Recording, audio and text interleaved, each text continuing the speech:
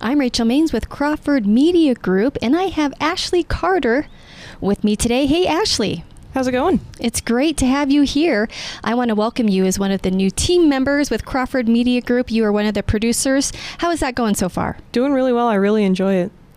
Well, one thing that's interesting about you, many things really, is that you are on the National Guard. And we were talking and I said, I'm pretty ignorant about the National Guard, and it's so interesting, and many of us don't know really what the National Guard is. Yeah, I actually just took my oath on Monday, so fairly newly minted member of the National Guard, but it's a family history, so. And that's fantastic. So your family members, how many family members are in the National Guard? My dad was in the National Guard. He went from active duty reserves to National Guard within his 26 years of service. Wow. So he was in the National Guard for most of my life. Wow. So obviously having a family history is one decision as to why you picked to be on the National Guard. But what are some other factors that you said, this is something I want to do? The National Guard really is a unique component of the U.S. Army.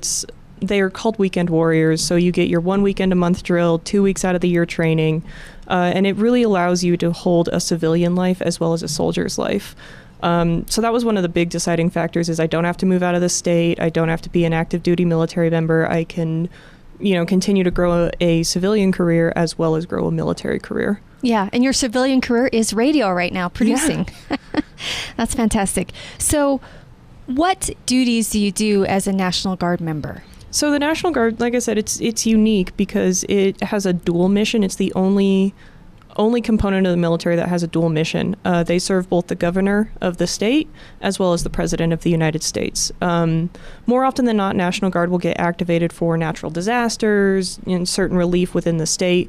They can be called on by the president to help out overseas, help out active duty components, but mostly they're on national disasters. I know Governor Polis actually just recently activated the National Guard either earlier this month or last month to help with the wildfires. So yeah, that's kind of what they work on mostly.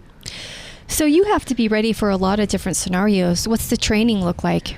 Training is, you're doing the same training as active duty. You have to go to basic training before you start. You have to get your individual training for whatever it's called MOS, whatever your MOS is, which is just your job. You have to do all the same training as them. You have to meet the same physical requirements. It's just, the only difference is you're only training once a month versus every single day. Yeah. So even like for wildfires, for example, there's some training with, all these different situations, correct? Mm-hmm. They have, fire training that you can do. I don't know if that's necessarily a National Guard job. Usually when the National Guard gets called in, it's mostly for relief, getting people out of houses, getting people to secure locations. They're not really the ones doing the main work of the firefighters. They're just there to support. Yeah. That's great. We need you guys. So far, what is your favorite aspect of being in the National Guard? Since I just started, I don't have anything mainly. I think the big thing is just it's really true that the military is a family. There's a camaraderie around everyone that's ever been in the military. I have it with anyone I've ever interacted with so far, where it's, oh, hey, we're all brothers and sisters now. So it's a pretty good aspect to have that. We were talking in the hallway here at Crawford Media Group and just learning so much and realizing my ignorance with the National Guard. What's some common misconceptions that you run into as you talk about this? There are, common misconceptions of, so the National Guard does everything that the reserves do. No. The reserves and National Guard, while they have similar training, 1 weekend a month, 2 weeks out of the year, the National Guard is the only one that serves that dual mission of state and nation. Everyone else, the reserves, the active duty, they only serve the nation. They only have the commander-in-chief as the president of the United States. Like I said, the National Guard has president of the United States and the governor of Colorado. Yeah, that's so interesting. While you were going through training, what was one of the harder aspects of the training? Meeting the weight requirement. It's, like I said, you have to meet all the same requirements as active duty, so meeting height and weight is very important. And if you're not active beforehand, you have to get really active really quickly to meet their requirements. One of the harder requirements for me to meet right now is you have to complete a 2-mile run in about 13 minutes. Wow. Which is very difficult to do, but working pretty hard to try to get that done. Yeah, and then continuing to stay in that shape and the weight requirements, and continuing the skills of shooting a gun. Do you have to do regular gun training? There is regular gun training. They'll make sure that you can still qualify on whatever weapon you are assigned to carry. Basic training, everyone gets an M4. You qualify to shoot the M4, and then beyond that, they might say, oh, you need to qualify on this gun or this gun or this gun, and, make sure that you can actually shoot these appropriately. Right. If someone is listening right now who would like to be part of the National Guard, what are some of their first steps? First steps would be to just contact a recruiter. Honestly, there are so many National Guard recruiters throughout the state of Colorado.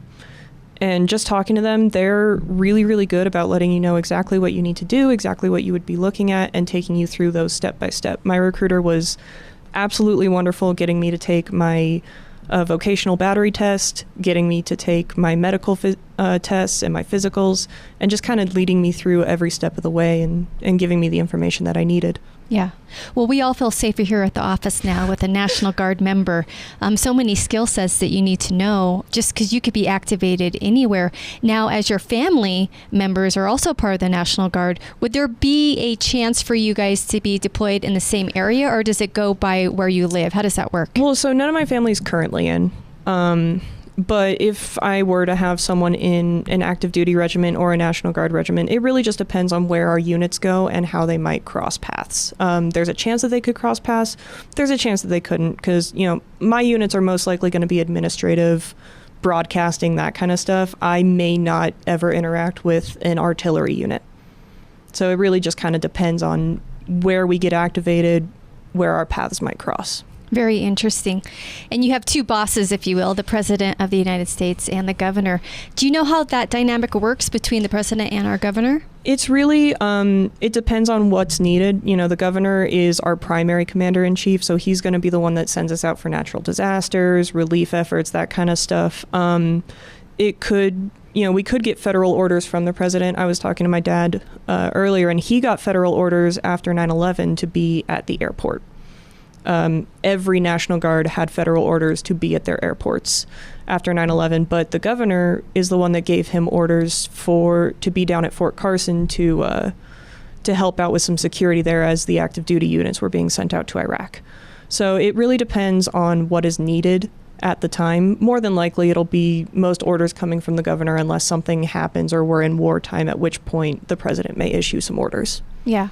We've been lucky, if you will, if that's the right term to use. The wars that we've been fighting in have not been on our land. Yeah. Here in the United States, on United States soil. But what are the activation duties, if you will, if there were to be some fighting here on the soil of the United States? Well, that's kind of the benefit of the National Guard is, we're sending our active duty units overseas. We're sending them out to fight those wars on foreign lands. The National Guard was born as the militia. So they remain the militia. They are the modern Minutemen of the United States. So we're the ones that are going to be ready at a minute's notice to defend our land as needed. Yeah, well, woohoo. Yeah. Yeah, it's just really smart, and we had really intelligent founders and how we built the nation. I love that. Is there a quota for how many members of the National Guard per state? I don't believe so. I'm not entirely familiar with that. I do know that the National Guard is not, when it comes to training and all that, the National Guard doesn't have a set number of seats that they just automatically have. The way that we do training is we actually have to purchase seats for training from the active duty units. So I guess it just depends. However many members we have, that's how many seats we need to purchase. That's interesting. Obviously, there's a camaraderie with your family members who have been in the National Guard, but when you go and you chat with other members, what's the camaraderie like? It really is a family. Once you're in the service, no matter what kind of service, it's a brotherhood, it's a sisterhood. So, when I get to basic training, everyone that I'll be with, those are my brothers and sisters in arms. They are going to continue to be my brothers and sisters in arms. So it's a big family dynamic of, never leave a brother behind, always support your brothers. It becomes a closer bond than some families. Do you feel those within the National Guard have a deep love for country? I believe so. The military in the United States is unique than some other countries because it's all voluntary. and the National Guard even more so, because it's only a weekend warrior thing. It's very voluntary. You have to really be dedicated to serving your country and being there, because it's all on you. How has your faith shaped your decision to be in the National Guard? I mean, here with Crawford Media, it's God and country, right? And my faith to join the National Guard, it is kind of the same thing, for God and country. Our country was founded on these beliefs. Our country continues to hold these beliefs, at least in some sectors. And I believe that it is the military's job, whether it's National Guard or active duty, to defend our country and the beliefs it was founded on. Amen to that. So your fellow colleagues, if you will, and even your peers, I guess we know here at Crawford Media Group, we all have the shared camaraderie of love and country, right? But your peers, because you're young, and, I imagine that your peers have different beliefs. How do you talk to them and then shed the light of the duty of the National Guard and for love and country?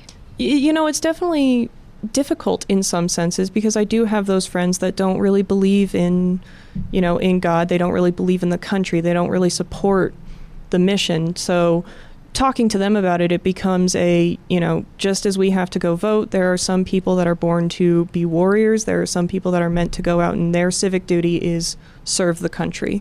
Whether, you agree with it or not, there are still people that believe it is their duty to fight for that right, for you not to believe in it. Right. And that's a beautiful thing. Yeah. And it's sort of this thing of, you may not agree with my decision, but this is what I feel I need to do. And usually when I explain it that way, they're very supportive. Your family, obviously was instrumental in your decision, but as a young girl, did you know this is something I'm going to do? It's actually kind of funny. When I was in middle school, I was completely sure that I would be going to West Point for college. I was 100% sure that I was going to go to one of the military academies and join the military, and it was just the physical requirements that scared me out of it at first. So I guess as a kid, I knew military was in my future. I just needed to wait for God to show me the right time to join. Well, Ashley, it's been a pleasure getting to know you. So thrilled to have you as a Crawford Media Group team member now here in Denver. What are you most looking forward to with your role as a producer? I'm looking forward to every aspect of it. I love writing. I love recording, playing with audios, getting familiar with technology. I'm just excited to be a part of something as impactful as radio. Well, Ashley, thank you for serving your country, and thank you for serving Crawford Media Group. And once again, I want to leave our listeners, for those who are listening who want to learn more about the National Guard and or join the National Guard, will you give our listeners those steps? Yeah, I'd say the first step that you could do is go to co.ng.mil. That's the official Colorado National Guard website. It's run by the Department of Defense. That should have all the resources to answer any questions that you may have about the history, where to start, and it could even be a resource to find a recruiter near you. Perfect. Well, Ashley, thank you so much for being here today. Thank you so much.